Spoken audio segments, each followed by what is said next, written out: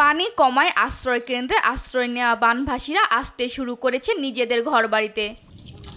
কুড়িগ্রাম সদরের চর যাত্রাপুরের গবাদি পশু নিয়ে বাড়ি ফিরছেন অনেকে, কিন্তু বাড়ি ফিরেই নেই স্বস্তি। কাদামাটিতে বাড়িতে অবস্থান করাই এখন কঠিন। এসব এলাকায় শুকনো খাবারের পাশাপাশি দেখা দিয়েছে বিশুদ্ধ পানি, শিশু খাদ্য ও গোখাদ্যের সংকট। আমাদের বাড়িতে আজকে 10-12 দিন থেকে পানি। আমার ওই পাশে একটা উঁচে বিটে ছিল, ওখানে গিয়ে আশ্রয় নিছি।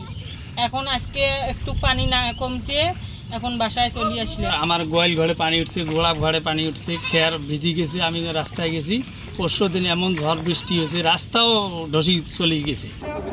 জামালপুরেও বন্যা পরিস্থিতি কিছুটা উন্নতি হয়েছে।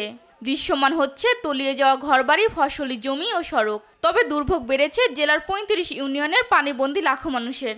পানিতে তলিয়ে থাকা ইসলামপুর উপজেলার উলিয়া আমতলী সড়ক ও মাহমুদপুর মেলান্দ সড়ক যোগাযোগ বন্ধ রয়েছে।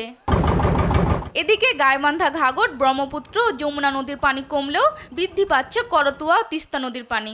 এতে এখনও তলিয়ে আছে গাইবান্ধা সদর, সুন্দরগঞ্জ, ফুলছড়ি ও সাঘাটা উপজেলার নিম্নাচল।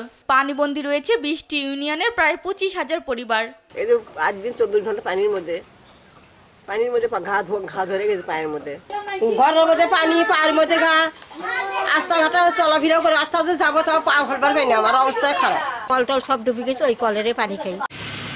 পঞ্চগড়ে আবারও অবনতি হতে শুরু করেছে বন্যা পরিস্থিতি। রোববার ভোর থেকে প্রবল বর্ষণে জেলা প্রশাসকের কার্যালয়, পুলিশ সুপারের কার্যালয়, কালেক্টর স্কুল ও বিচারক আদালতের চারপাশে জলাবদ্ধতার সৃষ্টি হয়। গ্রামীণ জনপদগুলোর পাশাপাশি মহাসড়ক ডুবেছে পানিতে।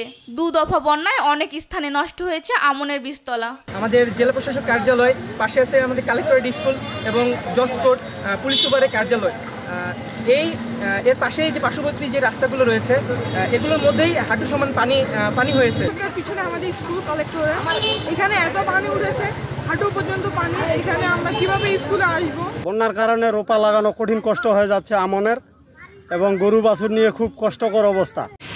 ভারী বৃষ্টি হলে বন্যা পরিস্থিতির অবনতির সংখ্যা বন্যা সতর্কীকরণ কেন্দ্রের।